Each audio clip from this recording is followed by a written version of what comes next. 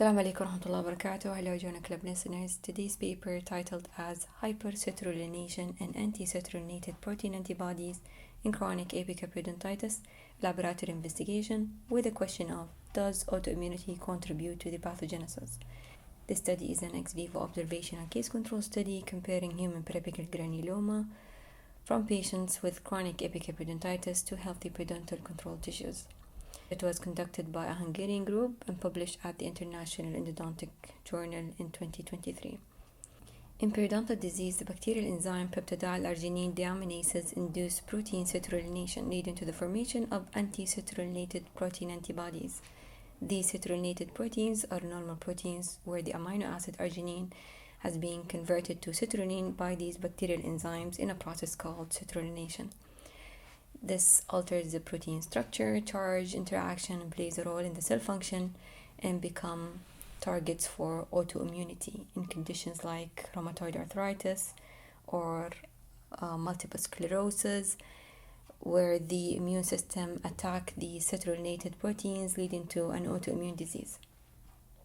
Actually, the presence of antibodies to these proteins is a key diagnostic marker for many autoimmune diseases, including rheumatoid arthritis, which signals inflammation and joint destruction. These citrullinated proteins has been increasingly recognized as targets for autoimmunity. Therefore, the objective of this study was to demonstrate the formation of citrullinated proteins in chronic epicapodontitis and whether they can act as autoantigens and investigate if they contribute to the pathogenesis and inflammatory reactions and tissue damage in chronic epicapodontitis. For the methodology, starting with the samples, 25 human periapical granulomas collected from systemically healthy patients diagnosed with chronic epicapodontitis who required extraction or underwent epicavectomy. All lesions were surgically excised and histologically confirmed as periapical granulomas, and then snap frozen immediately and stored in liquid nitrogen until the analysis. On the other hand, they had 6 healthy periodontal tissue samples as controls of non-inflamed periodontal soft tissue from systemically healthy patients that underwent extraction of impacted third molars. For the lab work, they extracted the total proteins from pulverizing the frozen samples, and then they measured the peptidylcitrulline levels using a dot blood assay, and also measured the anti-citrullinated protein antibodies levels using immunoassay ELISA in the study. For the results, the peptidylcitrulline levels were more than 3 times higher in periapical granulomas compared to the controls, indicating significant hypercitrullination, and the multiple linear regression analysis showed a significant association between the presence of periapical granuloma and peptidylcitrulline levels, as the anti-citrullinated protein antibodies levels were significantly higher in the chronic epicapodontitis group.